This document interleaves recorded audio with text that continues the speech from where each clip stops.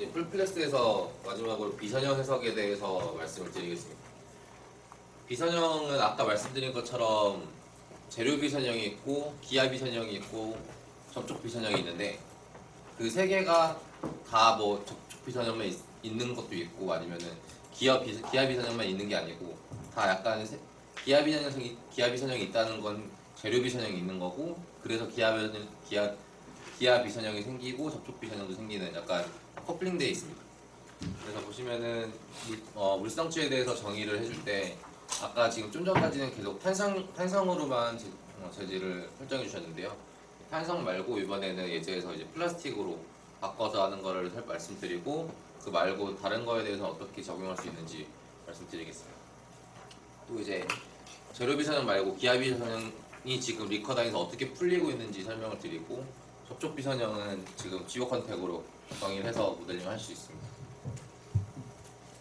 재료 물성치를 보면은 일단 탄성 일라스틱 머티리얼이 있고요. 일라스틱 머티리얼은 가장 많이 쓰이고 지금 기분에서 쓰이는 그냥 스트레인 대 스트레스 커브가 선형이 그리고 스트레인과 스트레스의 그 기울기가 영수 모듈러스이고 그 영수 모듈러스 이 컨스턴트 값을 갖고 쓰는 거를 이제 일라스틱 머티리얼로 하고 있습니다. 근데 만약에 이제 엘라스틱 머티리얼로 쓰는 게 아니고 내가 하이퍼 초탄성 물질을 쓰고 싶다라고 하시면은 이걸 초탄성 물질에 대한 이케이션으로 적용한 다음에 쓸 수 있는데요. 그러니까 초탄성 물질은 지금 에너지 밀도 함수라고 해서 에너지 밀도 함수로 그러니까 만약에 실험을 해서 인장 시험을 한 다음에 거기서 스트레인과 스트레스에 대한 게이지를 붙여갖고 그 결과를 얻고 그 결과를 얻은 거를 실제로는 커브 피팅을 하죠. 커브 피팅을 한 다음에 그거에 맞게끔 에너지 밀도 함수를 적용해 주는데 변형류 에너지 밀도 함수에서 그때 그 모델을 어떤 거를 쓸지 뭐 오그된 모델을 쓸지 아니면 무늬 리블린 모델을 쓸지를 따라서 그때 막 각각 쓰이는 파라미터들이 있죠. 그래서 그 파라미터들을 이제 갖고 커브 피팅 하신 다음에 갖고 오셔서 적용해 주시면 됩니다.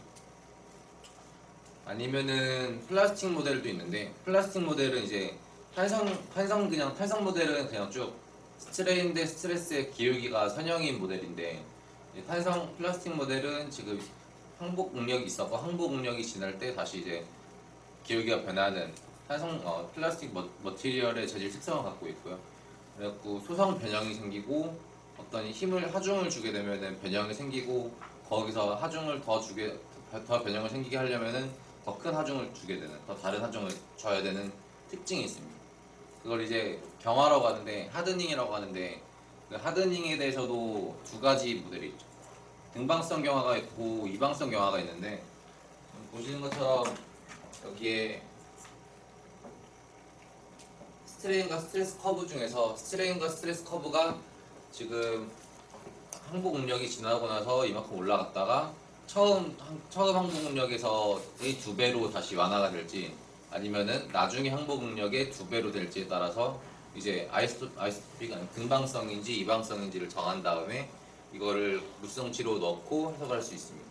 지금 제가 말씀드리는 다 지금 하드닝에 대한 것들도 그러고 뭐 선형이든 비선형이든 모델에 대해서는 지금 머티리얼에 대해서 스트레스와 스트레인 커브를 이제 상수값으로 넣든지 아니면 이런 커브들을 직접 다이얼로그 테이블로 만드신 다음에 넣으실 수 있고요.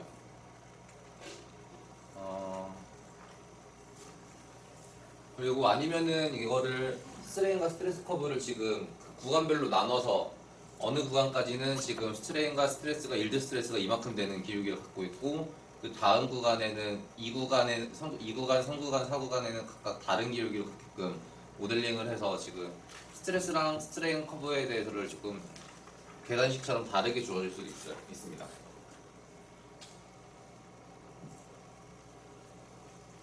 그리고 재료 비선형 말고 이제 기하 비선형이 있는데요. 기하 비선형은 사실 리커다인에서 힘을 주게 되면은 지금 아래 보시는 것처럼 이 캔틸레버 바에다가 힘을 주면은 만약에 선형이게 되면은 그냥 힘에 대해서 스트레스가 1차로 나오는 선형 모델을 갖고 있죠.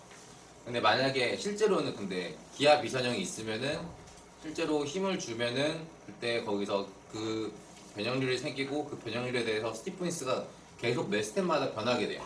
근데 리커다인에서는 그거를 이 기하 비선형에 대해서를 고려를 안 하셔도 되는 게 내부적으로 안에서 계속 적분기로 그 처음 스텝, 지금 현재 스텝에서 다음 스텝을 예측하면서 계속 매 순간마다 자코비안을 구하거든요. 근데 그때 자코비안을 구한다는 거는 이제 그 K 매트릭스를 이제 처음에 상수값으로 늘 계속 갖고 같은 값으로 가져가는 게 아니고 다른 값으로 계속 매 스텝마다 변해서 가져가고 적용하고 있기 때문에 이거는 지금 기하비 선형에 대해서는 모델링에 있어서 크게 고려를 해주시지 않아도 직접 솔버 안에서 자동적으로 계산이 되고 있습니다. 그리고 경계 비선형도 접촉 비선형인 건데요. 어떻게 보면 접촉점이 변하는 것도 사실 모델링에서 시스템이 변하거나 뭐 운동이 바뀌면서 접촉이 일어났다가 안 일어났다가 뭐 붙었다 떨어졌다를 계속 반복할 수 있는데 그런 모델링을 직접 조인트를 통해서 해주시고 그 다음에 이제 재료 비선형은 내가 물질 성질을 넣어줬지만은 경계 비선형도 그냥 컨택으로 달아주시면은 그 컨택으로 인해서 계속 그 매 스텝마다 지금 자코비안을 다르게 가져가고 기하비 선형도 적용이 되면서 경계비 선형은 컨택으로 알아서 작동이 되는 역할을 하고 있습니다. 그래서 지금 아까 계속 말씀드리지만은 이런 컨택들이 있지만은 이런 컨택들보다 지옥 컨택을 쓰는 게 조금 더 속도가 더 쓰기 편하시고요. 그리고 간혹 가다가 그냥 뭐 프리미티브 컨택이라고 해서 이런 컨택들이 좀 궁금해 하실 수도 있는데 그냥 이런 컨택들은 지금 지오 컨택은 제너럴 컨택이라고 해서 어떤 지오메트리들을 다 받더라도 노드와 서페스로 나눈 다음에 그거를 계산을 하고 있어서 특정 지오메트리에 안 되거나 특정 지오메트리에 뭐 한정되어 있는 역할은 없어요. 근데 지금 여기 있는 것들은 그 지오 컨택이 개발되기 전에 쓰던 컨택들인데 이런 스피어나 실린더 같은 컨택이라고 하면 이제 무조건 액션 바디가 스피어가 돼야 되는 거죠. 그래서 이론적으로 액션 바디와 베이스 바디가 있는데 액션 바디는 무조건 스피어일 때 이런 스피어 투 서페이스 컨택을 쓰고 아니면 실린더일 때 실린더 투 서페이스 컨택을 쓴다라는 거 정도만 알고 계시면 되고 이거는 지금 크게 안 쓰셔도 될 것 같습니다. 지금 이거 하고 나중에는 지금 풀플렉스는 이걸로 마무리를 짓고 그 다음에 알플렉스를 하면 되거든요. 알플렉스 전에 워크샵 3번에 플라스틱으로 이제 소장 변형을 해서 이제 임팩터로 때리는 모델이 있어요. 한번 그거를 해보시고 나서 알플렉스에 대해서 설명드리겠습니다.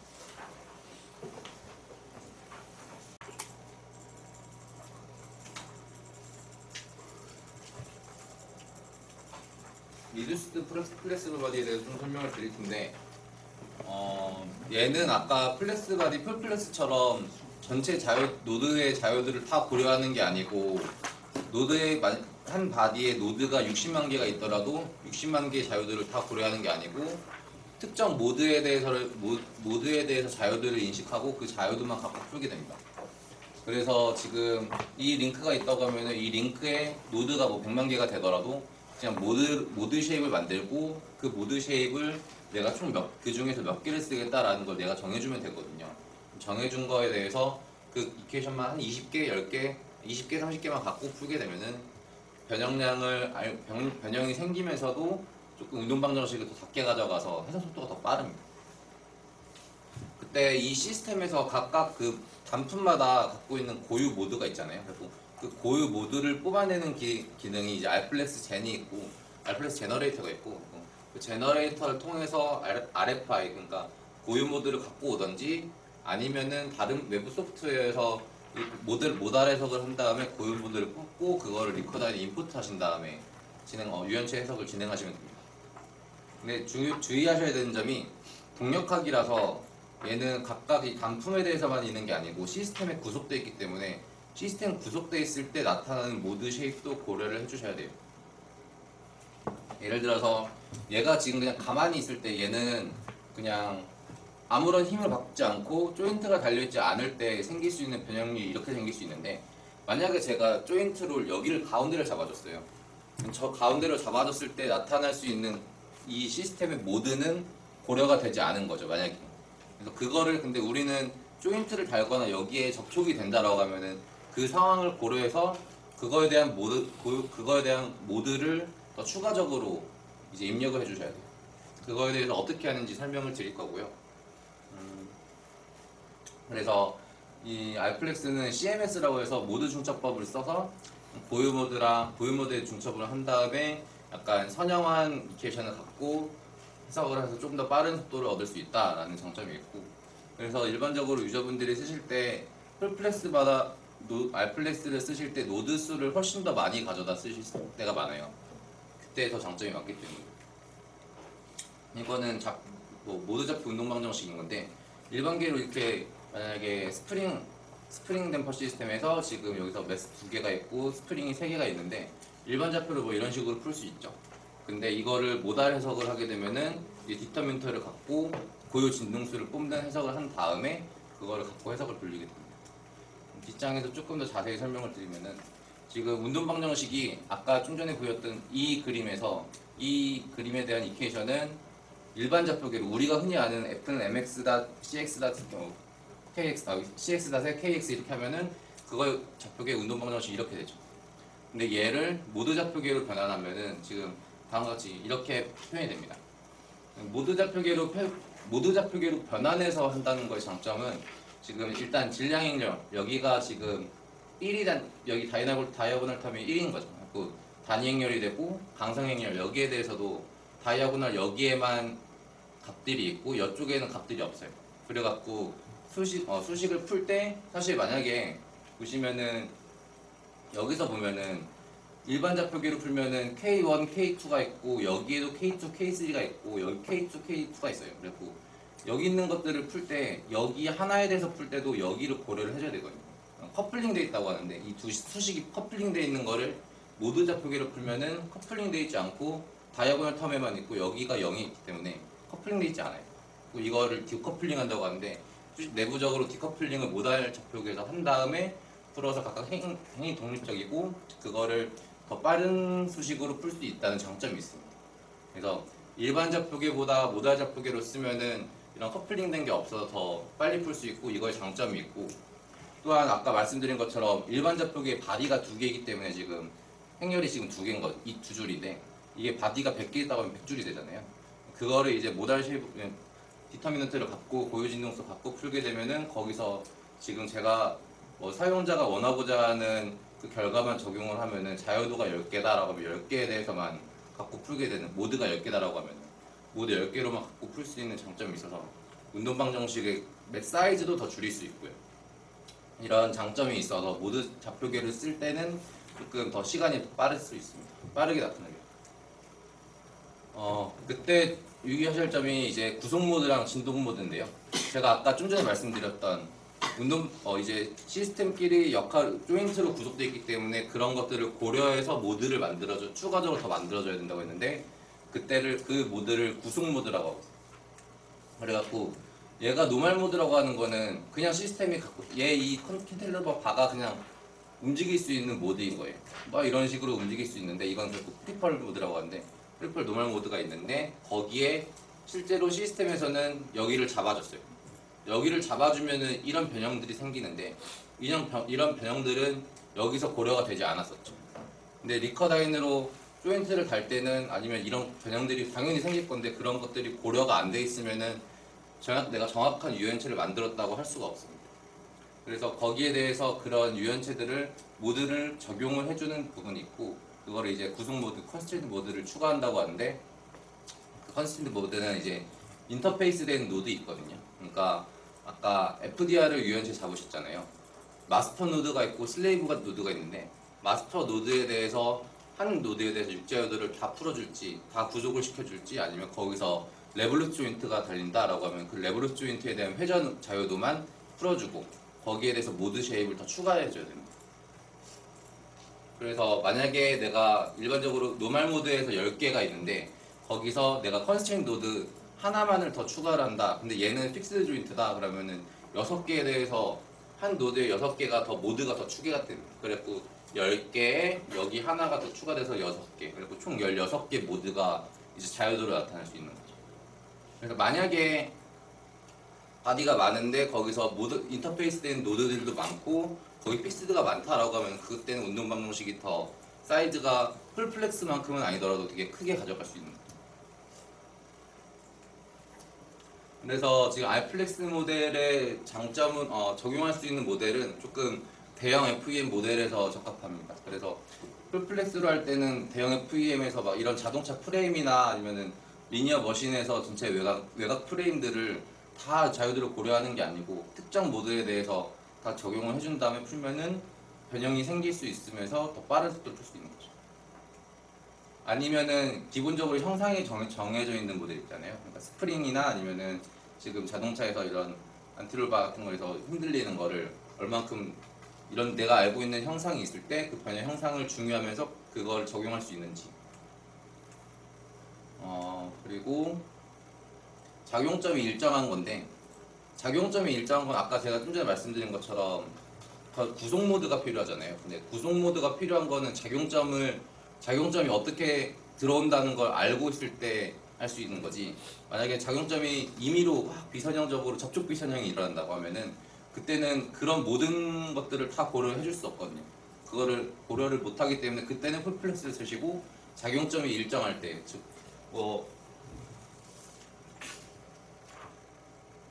이렇게 지금 항공기 랜딩이 될 때 땅에서 들어오는 이 외력들이 일정하거나 이런 식으로 작용점이 일정할 때는 내가 그걸 알기 때문에 외력이 들어오는 그 포인트에 대해서 구속 모드를 만들어줘서 알플렉스 바디를 만들어 적용할 수 있습니다. 그래서 선정 기준은 그냥 풀플렉스가 있고, 지금 알플렉스에 대해서 말씀을 드리고 있는데, 비선형성이 있냐 없냐. 비선형성이 있다라고 하면은 풀플렉스를 쓰시고, 비선형이 없다, 선형이거나 물체가 변형할 수 있는 변형률이 작다라고 하시면은 미소 변형일 때 알플렉스를 쓰시면 됩니다. 접촉점이 변할 때는 지금 풀플렉스 쓰시면 되고, 접촉점이 일정한 점에서 내가 어떤 구성 모드를 만들 수 있는지를 알 수 있다면은 알플렉스 바디를 쓰시면 되고요. 풀플렉스는 상대적으로 노드 수를 다 고려하기 때문에 아까 보셨던 자동차 프레임 같은 거에 이제 풀플렉스를 다 적용하게 되면 이제 뭐 한 달을 돌릴 수도 있고 뭐 그렇게 되겠죠. 그러니까 그때는 FEM 풀플렉스 모델은 조금 더 작은 사이즈에서 좀 더 유리한 게 아니고 조금 더 빨리 풀 수 있는 장점이 있고, 알플렉스는 좀 더 큰 모델에 대해서 모드 쉐입을 조금만 넣어서 해석을 할 수 있습니다. 근데 결론적으로 알플렉스든 풀플렉스든 독립학 거동을 해서 이제 결과를 얻을 수 있고요. 해석 속도에 따라서도 조금씩 다르게 됩니다. 조금 더 교재를 설명드리면은, 그래서 그 모달 해석을 통해서 나온 게 지금 고요 진동수랑 모드 쉐입과 고요 진동수가 나오고, 그거를 갖고 해석을 하고 있다라는 걸 알고 계시면 됩니다. 구성 모드를 고려해서 그냥 노멀 모드와 구성 모드를 고려해서 운동 방정식을 만들고 있고, 구성 모드를 내가 만들어줘야 된다라는 게 있고, 그거를 만들 때 리커다인에서 알플렉스 젠이 있으니까 알플렉스 젠을 갖고 쓴다 이런 걸 알고 계시면 됩니다. 그래서 먼저 이것도 알플렉스를 하기 위해서는 순서가 강체에서 풀플렉스를 만들거나 알플렉스를 만드는데, 그 전에 유연체를 만들 때는 무조건 메셔를 넣어서 메쉬를 진행하겠죠. 그 전처리로 메쉬를 진행을 하고, 그 다음에 CMS 해석을 통해서 컴포넌트 모드 중첩법을 써서 지금 모드를 뽑습니다. 모드를 뽑고 나서 RFI 생성한 거를 통해서 리커다인 내에서 결과를 보고, 그 다음에 여기서 지금 보시면은 제가 여기서 체크를 할 수 있어요. 그래서 여기서 내가 체크를 얼마나 넣을지, 지금 이 세트에서 여기 있는 이 모드를 내가 몇 개만 고려를 할지에 대해서 적용을 해주면 되고, 지금 처음에 1부터 어떤 알플렉스 바디를 만드시면 1부터 6까지는 다 지금 프리퀀시가 0으로 나오거든요. 그거는 지금 강체에 대해서는 6자유들을 갖고 있잖아요. 강체 모드에서는 지금 무조건 강체 모드가 있기 때문에 강체 모드에서 0이 나오는 거고, 7번부터 이제 모드가 첫 번째 모드, 두 번째 모드가 나오는 겁니다. 격차 모드부터 고차 모드까지 나오는 거고요. 만약에 내가 어떤 모드에 대한 프리퀀시를 아시면은 그 프리퀀시까지만 고려를 하겠다라고 하면은 여기 모드를 프리퀀시를 보신 다음에 고요 진동수가 내가 포함되는 구간까지만 잘라서 그만큼만 적용하셔도 돼요. 그래서 운동 방정식 지금 아까 풀플렉스랑 그러니까 모드 좌표계에서 어떻게 다른지 설명을 드렸고요. 후처리는 아까 풀플렉스 하신 거랑 동일합니다. 컨투어 보는 건 동일한 컨투어 창에서 보시면 되는 거고요. 알플렉스 젠에 대해서 설명을 드리겠습니다. 이제 아이겐 밸류에서 아이겐 실버라는데 아이겐 실버를 통해서 리커다인에서 알플렉스를 생성을 할 수 있는데 원래는 그 전에는 생성이 안 됐었어요. 그래서 알플렉스 그러니까 모달 해석한 결과를 리커다인에 인풋한 다음에 모델링을 진행할 수밖에 없었는데 이제 리커다인 내에서 CMS를 할 수 있는 툴이 들어왔고 그거를 인해서 지금 알플렉스 젠이 생겼는데 그래서 지금 이제 많은 분들은 오늘 이번에 교육하실 때도 알플렉스 젠을 직접 만드신 다음에 쓰실 거고 만약에 혹시나 알플렉스 젠을 안 만드시고 외부 소프트웨어 갖고 오신다라고 하면은 뭐 NCS나 나스트라는 아이디어스에서 나타나는 그런 파일들을 조합한 다음에 매크로로 만들어서 RFI 파일을 만듭니다. 그거를 갖고 리커다인 들어오면 되고요. RFI 파일가 알플렉스 바디의 모델 파일이거든요. 그래서 그걸 만든 다음 갖고 온다라는 거 알고 계십니다. 그래서 지금 여기 알플렉스젠 여기 있는 알플렉스젠에 대해서 보면은 여기서 알플렉스젠 아이콘이 있거든요. 알플렉스젠 아이콘을 보시면은 나와 있는 그림이 이렇게 되어 있고요.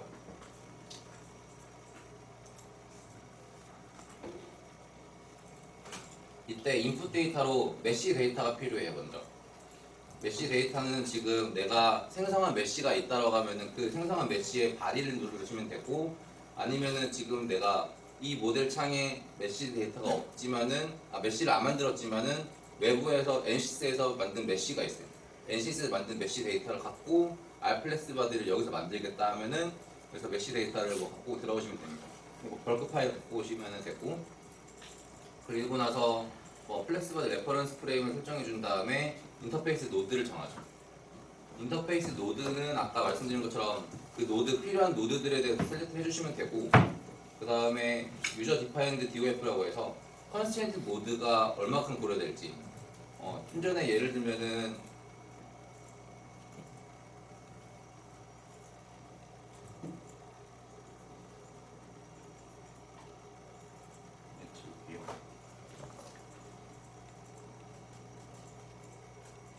아까 포바링크에서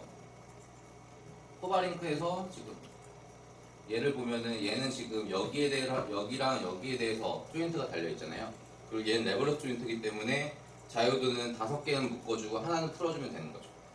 그렇게 해서 모델을 알플렉스 바디를 생성하시면 되고 노멀 모드로 내가 고려할 게 몇 개가 되고 여기 컨스트레인트 모드로 내가 몇 개를 더 고려할지를 정하면은 전체 모드가 생성됩니다. 그때 옵션들이 있는데 그 옵션들은 조금 나중에 설명을 드릴 건데 결론적으로 먼저 말씀드리면은 알플렉스 바디는 풀플렉스 바디보다 사이즈가 더 커요. 노드도 다 노드 정보들도 갖고 있지만은 모드 쉐입, 모달 코디네이트 정보들도 다 갖고 있고 그렇기 때문에 풀플렉스보다 바디 사이즈, 파일 사이즈가 훨씬 더 크게 되는데 그거를 좀 더 줄일 수 있는 옵션들이 몇 개 막 들어있어서 그거에 대해 조금 더 나중에 설명드리겠습니다.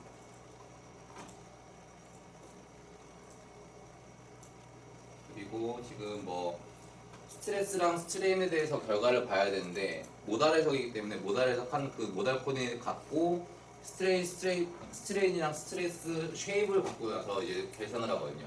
모달 코디네이트에다가 스트레인이랑 스트레스 쉐입을 갖고 곱하게 되면 그거를 연산하게 되면은 스트레인 스트레스 결과가 나타나는데 그 스트레인 스트레스 결과도 파일 사이즈가 크기 때문에 이거를 파일 사이즈에 포함을 할지 말지 다시 결정을 할 수 있고 나중에 이거를 다시 스트레인 쉐입을 만들 수 있는 기능이 있거든요. 리커다인 내에서 그걸 갖고 나중에 추가적으로 만드실 수 있습니다. 그래서 지금 포바링크 여기서 제가 좀 설명을 드릴게요.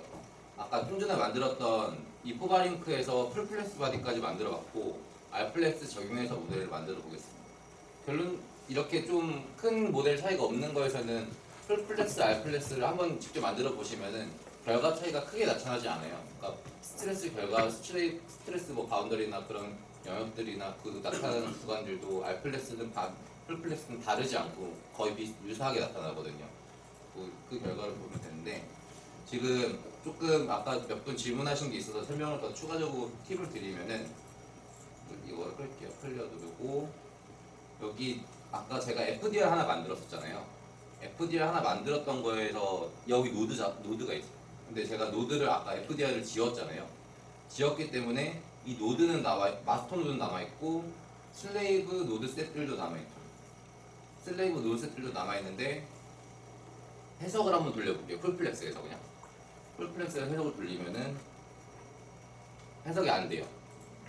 스탠드얼론 노드가 있는데 그 스탠드얼론 노드는 지워져야 된대요. 근데 그 스탠드얼론 노드라는 게 계산에 지금 쓰이지 않는 노드인 거거든요.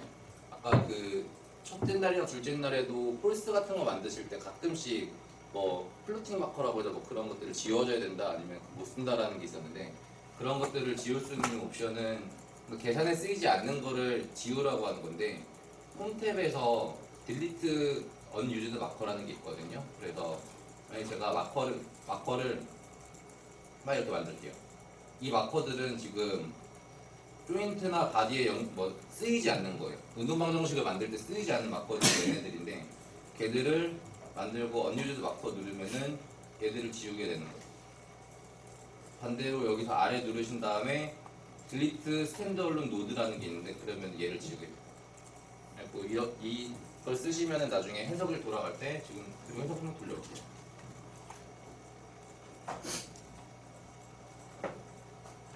네, 해석이 돌아가는 거 보시죠.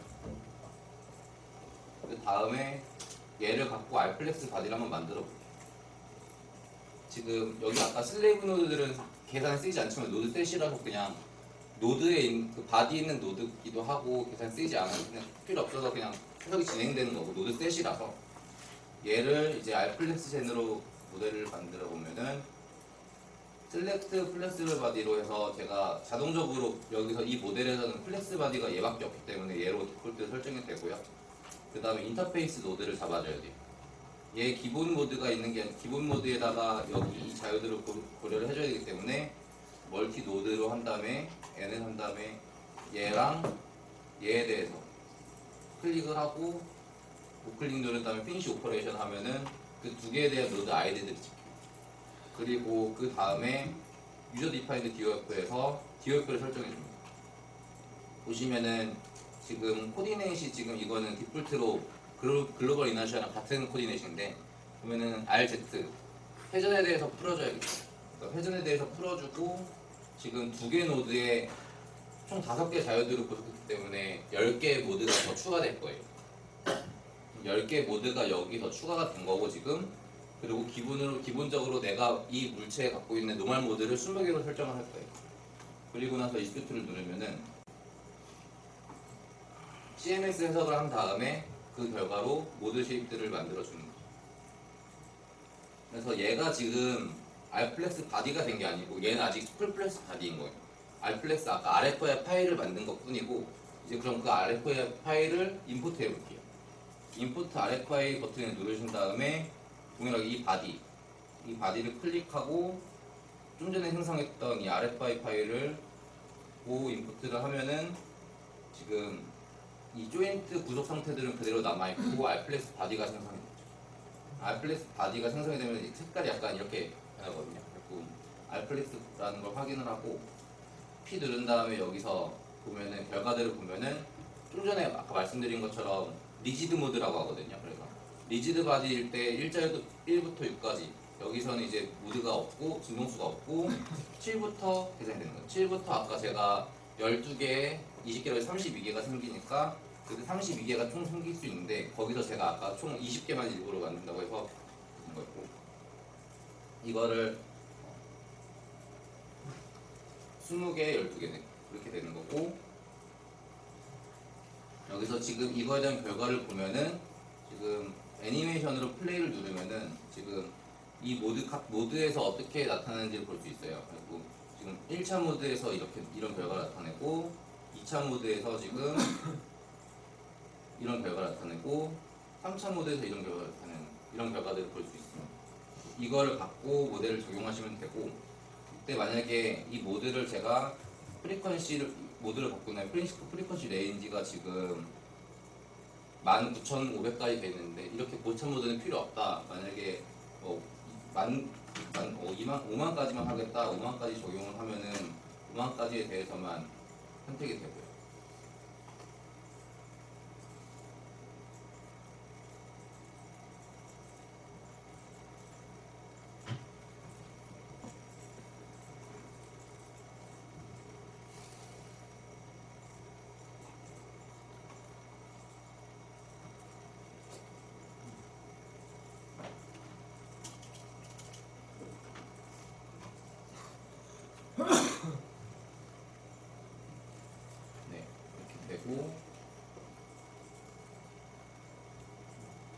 그 다음에 해석을 한번 돌려볼게요.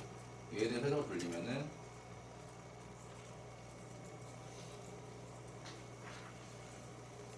지금 아까 풀플래스보다 훨씬 더 그냥 더 빨리 가져가는 거 볼 수 있잖아요. 그래갖고 자유도 지금 고려하고 있는 그 자유도만큼을 계산을 하는 거고, 그걸 인해서 나중에 컨트롤을 통해서 보면은 지금 얘에 대해서 그 결과를 볼 수 있습니다. 그래서 이만큼 나오는 거 보면은 가운데에서 능력이 나타나는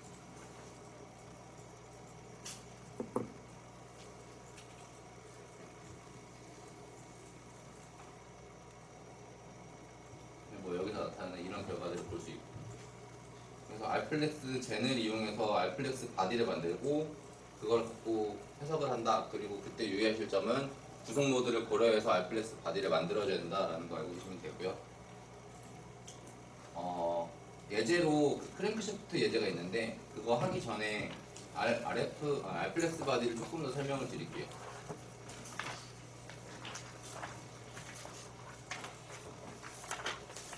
알플렉스를 만드는 걸 지금 제가 보여드렸잖아요. 그러니까 지금 그 방식대로 만드시면 되는데, 혹시 그 방법 말고 알플렉스 젠 말고 외부 소프트웨어에서 알플렉스 바디를 외부 소프트웨어에서 정보를 갖고 알플렉스 바디를 만들겠다라고 하면은 그때 NCS나 나스트란이나 아이디어스에서 갖고 지원하고 있는 방법들을 쓰면 되는데, 지금 뭐 아래처럼 뭐 매크로를 이용해서 정보를 이용해서 RFI 파일을 만들 수 있고요. RFI 파일 만들 때는 지금 뭐 NCS에서 필요한 4가지 파일들, 인풋 파일들을 갖고 그대로 넣으신 다음에 모달 RFI 알플렉스 바디 파일을 만들 수 있습니다. 뭐 NCS에서 지금 매크로를 이용해서 하는 방법들이 설명이 되어 있는 거고,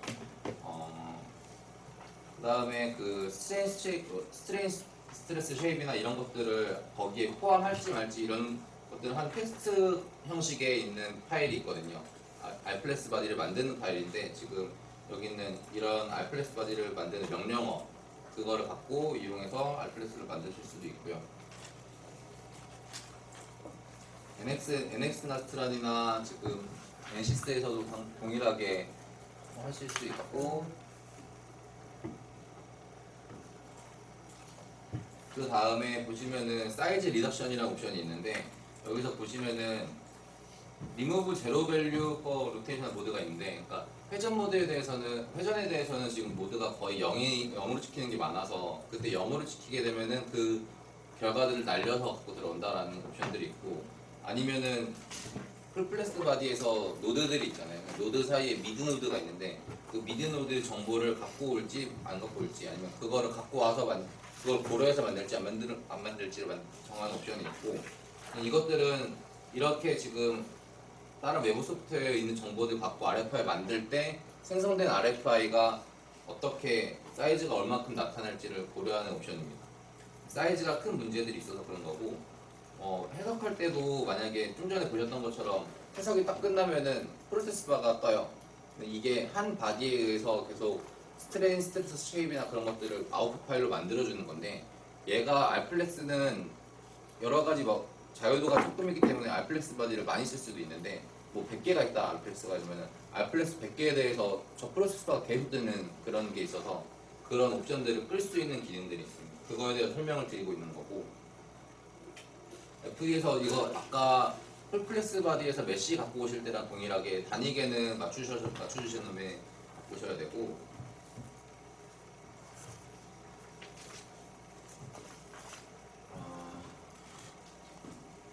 이것도 그 바디 옵션에 대해서 RFI 파일 갖고 오는 게 있는데, 이거는 조금 나중에 좀 이따 다음 장이 G모델링이거든요. G모델링이라는 거는 리지드 바디를 플렉스 바디로 한 다음에 플렉스 바디를 알플렉스 바디로 바꿔주는 그런 기능들인데, 그때 저 임포트하고 바디를 바꾸는 걸 많이 쓰실 거라서 조금 스킵하겠습니다.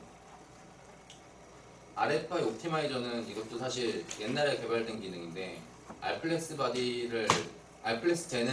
젠이 없을 때 외부 소프트웨어를 갖고 올 때 어떻게 해야 될지에 대해서 조금 그때 머티리얼에 대해 정보들이 안 갖고 올 때가 있었거든요. 그러니까 외부 소프트웨어 갖고 있는 그 파일들이 엘리멘트나 머티리얼 정보들이 없을 때가 있어서 그거를 정의를 어떻게 해줘야 된다라는 것들이 있었는데, 그런 옵션들도 있고, 지금은 사이즈 리덕션, 조금 사이즈를 줄이는 방법에 대해서 아까 좀 전에 설명드린 것처럼 미드 노드를 고려할지 말지 아니면은 0값을 넣을지 말지에 대해서 쓰는 것들이 있고 스트레스랑 스트레인 쉐입도 이거를 소수점을 몇 알짜리까지 갖고 들어올지 16숫자까지 갖고 들어올지 그런 것들 옵션들이 있습니다. 기본적으로 근데 알플렉스 쟤는 쓰시면은 이런 걸 크게 많이 쓰진 않거든요 지금 기능에서는. 근데 이런 게 있다라는 거 알고 계시면 되고 좀 전에 보여드렸던 것처럼 이렇게 알플렉젠으로 이용해서 알플렉스 바디를 보고 여기서 필요한 모드들을 적용해서 모드들만 선택을 한 다음에 적용할 수도 있고 아니면은 프리퀀시만 갖고 쓸 수 있습니다.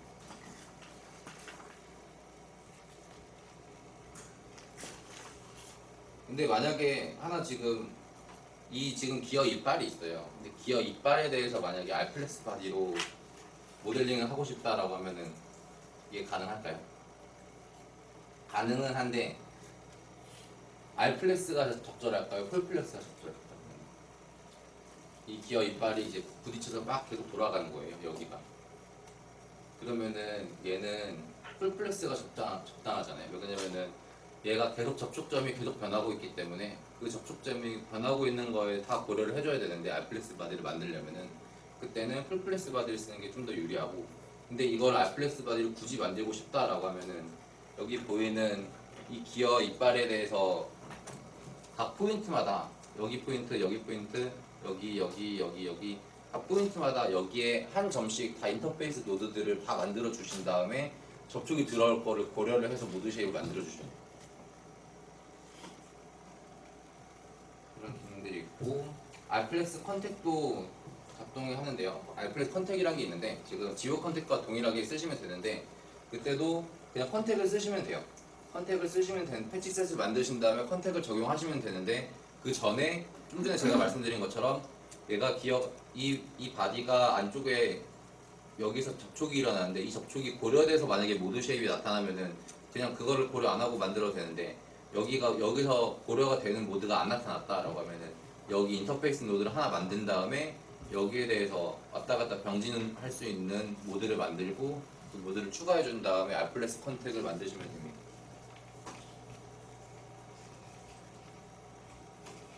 스트레인 스트레스 제너레이션은 아까 말씀드린 것처럼 사이즈나 그 해석 끝나고 나서 막 프로세스바 창이 뜨는 거를 막기 위해서 그거를 끄는 옵션이 있다가 그 옵션을 끈 후에 해석을 지내고 나서 나중에 스트레스나 스트레인 결과를 보고 싶다라고 하면은 이 쉐입을 만들어야 되거든요.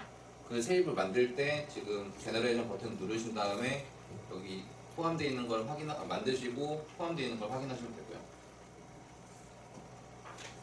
컨투어 동일하게 풀플렉스처럼 보시면 되고 아웃 파일도 동일합니다. 아웃 파일도 알플렉스 바디에 생성되는 것도 지금 봄미세스랑 스트레스에 대해서 나온 몇 가지만 나오기 때문에 만약에 스트레인에 대해서 보고 싶다라고 하시면은 스트레인에 대해서 아웃풋 리제네레이터 이 기능을 통해서 지금 만드시면 됩니다. 만약에 알플렉스 바디를 이용해서 FE 그 하소프트에다가 하중을 전달해주는 데이터도 그 기능도 있는데요. 지금 만약에 알플렉스 바디로 해석을 하는데 그걸 갖고 알플렉스 바디에 받았던 하중들을 익스포트하게 되면은 하소프트에서 그걸 인포트한 다음에 이제 그걸 외부 하중 구조 조건을 놓고 해석을 돌리실 수도 있고요. 듀라빌리티 인터페이스도 펜패드에서 이제 듀라빌리티 알플렉스 바디를 갖고 어떻게 적용할지에 대해서 설명하는 겁니다. 이런 기능들이 있다는 거 아시면 되고 하나가 더 추가되는 게 모달 로드가 있습니다. 근데 풀플렉스는 로드를 그냥 로드셋에 주면 되는 건데 조금 복잡한 게 사실 만들기가 어려운 게 풀플렉스는 노드마다 계산을 하는 운동 접촉기를 갖고 있었기 때문에 그냥 노드에 외력으로 주면은 끝이인 것 같았어요. 근데 알플렉스는 모달 좌표계를 쓰고 있고 노드랑 좌표계가 달라요. 아까 보셨던 것처럼 그냥 일반 운동 방정식을 갖고 있는 게 아니라 조금 달랐었잖아요. 그 다르기 때문에 팀들을 모달 포스를 주면 그거를 다시 내부적으로 처리하는 기능들이 있는데 그런 것들을 지금 모달 포스를 줄 때는 근데 동일하게 지금 외부에서 지금 노드 테스트를 정의한 다음에 노드 셋들의 모달 폴스를 주면은 노달 폴스를 주는 것처럼 착각을 할 수 있지만 모달 폴스로 안에서 내부적으로 처리하고 있는 걸 알고 계시면 되고요. 동일하게 풀플레스처럼 모달 폴스나 뭐 로드나 프레셔 같은 거를 넣을 수 있습니다. 알플렉스 에딧 모드도 지금 풀플레스랑 동일하고요. 동일한 에딧 모드를 갖고 있는데 노드 세트를 뭐 만드실 수 있고 패치 세트를 만들 수 있고 그다음 엘리멘트 셋이나 아니면 라인 셋들도 정의하실 수 있습니다. 지금 이거는 풀플레스랑 동일하고요. 여기서도 동일한 기능이기 때문에 넘기고 그 다음에 그 워크샵에 대해서 워크샵 4번에 대해서 한번 진행하겠습니다. 그 크랭크샤프트 모델링 하는 거고 이제 실장 G 모델링이 있는데 이거에 대해서 오래 걸리지 않거든요. 그리고 여기에 대해 간단히 설명을 드리겠습니다. 이것도 워크샵은 지금 동일한 모델로 하시면 되는 건데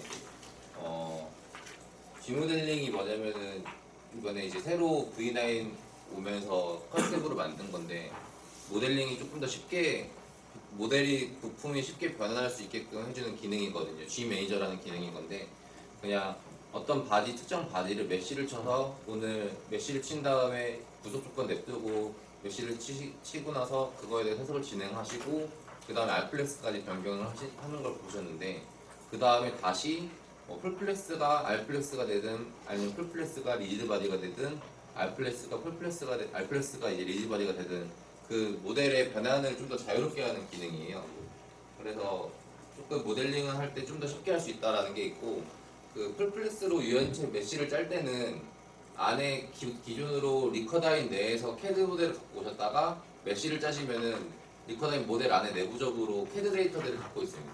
그래갖고 그거를 풀플렉스 바디를 바꾸셨다가 나중에 리지드 바디를 바꾼다고 하면은 자동 내부적으로 캐드 데이터 갖고 있기 때문에 그냥 실제 캐드 그대로 다시 원상복귀가 되고요. 아니면은 그 실제 캐드 데이터가 없고 그냥 메쉬 짜져 있는 상태에서 리지드로 바꾼다라고 하면은 이제 쉘 데이터로 바꿔 들어오게 됩니다. 그래서 지금 뭐 리지드 바디에서 풀플렉스, 알플렉스든 뭐 서로 다 호환이 가능하고 부품을 바꿔서 다 해석을 할 수 있다는 장점이 있고 그거에 대한 그 G 매니저는 지금 플렉스 탭에서 여기 G 매니저가 있거든요. 그래서 어느 특정 부위에 대해서 보면은 지금 얘를 강체 바디인데 강체 바디를 풀플렉스를 할지 알플렉스로 할지를 정하고 그 다음에 만약에 풀플렉스도 메쉬를 내가 여기서 할 거면 메쉬를 누르신 다음에 메쉬를 진행하시면 되고 아니면 메쉬 데이터가 있다 하시면은 그 데이터 파일 갖고 오시면 됩니다.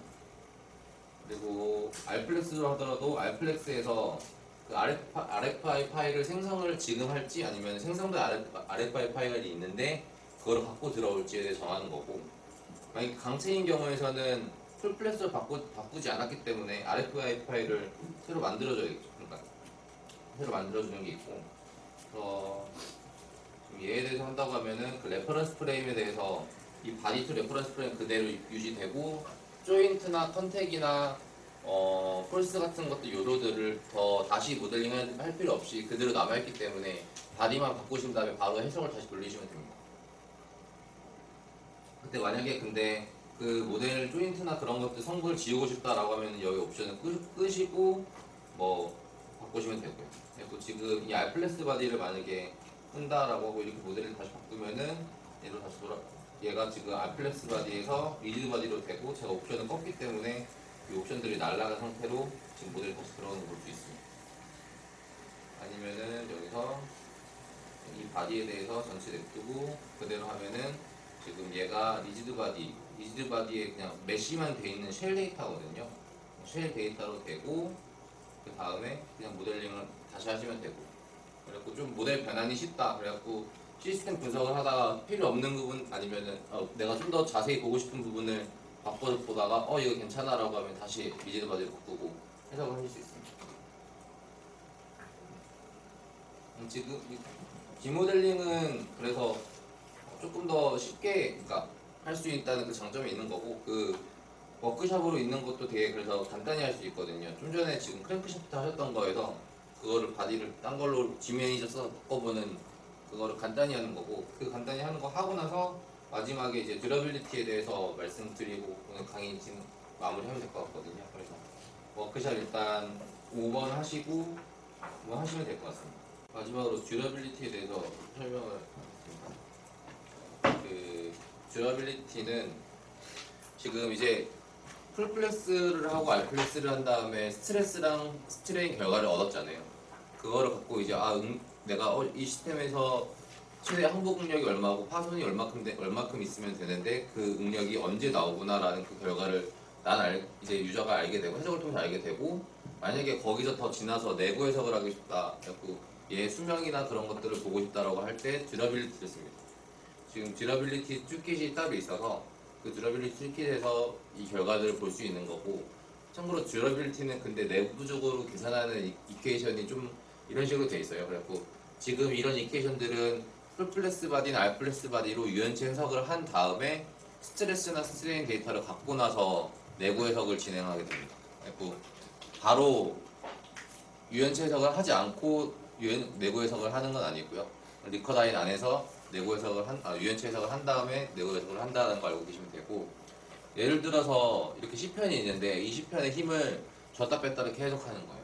그러면은 사인파가 쭉 생기겠죠. 시간에 따라서 스트레스가 이렇게 사인으로 막 이렇게 나타날 텐데, 그때 내부 해석의 이케이션은 지금 이렇게 갖고 있는데, 지금 보시면은 한 사이클과 지금 스트레스의 앰플리튜드 그리고 스트레스의 레인지 같은 거를 판단해서 지금 이 이케이션들을 넣어줘요. 그러면은 NF를 구하거든요. NF를 갖고 사이클로 하면은 데미지를 구하고, 데미지 역수로 이제 퍼티그 라이프를 구하게 됩니다. 그때 머티리얼의 프로퍼티들을 적용을 해주면 되는데, 그때 머티리얼 프로퍼티도 지금 라이브러리로 돼 있어서 내가 어떤 머티리얼을 썼을 때 나타나는 스트레스와 그때 머티리얼 정보들을 적용을 해주시면은 그때 그 내부에서 피로를 볼 수 있습니다. 근데 만약에 실제로 지금 저는 간단하게 흔든다고 했지만은 흔드니까 이렇게 사이클들이 이쁘게 나왔고 사인파로 나왔잖아요. 근데 실제로 동력학 해석을 하면은 이렇게 나오진 않을 거예요. 이렇게 나오진 않고, 이건 예제로 보여준 건데 이런 식으로 좀 복잡한 사인 형태로 나오게 됩니다. 사실 그래서 지금 이 시스템이 움직인다고 할 때 이 포크가 여기에 받는 스트레스들을 보면은 지금 이렇게 나오는데, 이때 스트레스는 지금 내부 해석은 안에서 그 부품의 안에서 일어나는 게 아니고 바깥의 표면에서 일어나거든요. 근데 스트레스는 안쪽에서 이제 계산이 되니까 그거를 표면에 대해서 스트레스가 다시 어떻게 나타나는지를 텐서 트랜스포메이션이라고 하는 이 방법을 써서 표면에 나타나는 이 응력들을 다시 내구들을 다시 확인하는 과정이 있습니다. 내부적으로 이렇게 계산을 하고 텐서 트랜스포메이션을 해서 바깥쪽 표면에 대해서의 계산을 한다. 그 다음에 지금 아까 복잡한 사인 형태로 되어 있는 거를 이제 자르는 거죠. 자른다는 거는 지금 이것도 어떻게 보면 랜덤 시그널도 사인파의 조합이라고 할 수 있는데, 그 사인파들의 조합이라는 거는 지금 사이클과 레인지와 민 3축에 대해서로 이제 쭉 나열할 수 있는 거죠. 이거를 레인플로우 카운팅이라고 하는데, 그래서 지금 이 그래프 랜덤 시그널에서 지금 나왔던 이 신호를 레인지별로 다 정의를 하고 민으로 다 정의를 하고 사이클별로 다 정의를 해주면은 XYZ 3축에 대한 카운팅이 돼요. 이 레인플로우 카운팅이라는 건데, 이거를 통해서 지금 내부 해석의 수명이 얼마큼 되는지를 볼 수 있습니다. 그때 물론 지금 보시면은 그때 머티리얼 정보들은 이렇게 라이브러리가 있어갖고 이게 지금 규격에 있는 거거든요. 그 내부에서 규격에 있는 그 라이브러리를 갖고 끌어다 쓰는 거고, 혹시 여기에 맞는 정보들이 없다라고 하시면 더 추가적으로 내가 뭐 신소재를 개발하거나 그런 쪽에서 쓰는 게 있다라고 하면은 그때 나온 그런 값들을 바로 XML로 해서 유저가 새로 만든 다음에 적용해서 넣을 수 있습니다. 그러니까 얘들은 지금 피로 해석은 리커다인 내부에서 일어났던 스트레스 결과들을 갖고 포스트 처리해서 나오는 추가적인 기능이거든요. 그래갖고 그렇다는 걸 알고 계시면 되고, 풀플렉스는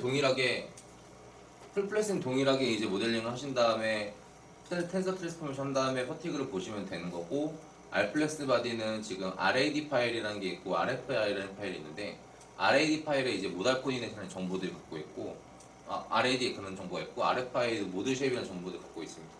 그리고 결론적으로 애니메이션 데이터에다가 지금 RFA라는 이 파일을 만들어주면 되는데 거기에 노드들의 디포메이션 정보까지 포함되어 있어서 결론적으로 이 R플렉스 바디에서는 지금 이런 과정들을 통해서 RFA를 사용해서 지금 텐서 트랜스포메이션 한 다음에 내부 해석을 진행하면 된다라는 게 있고요.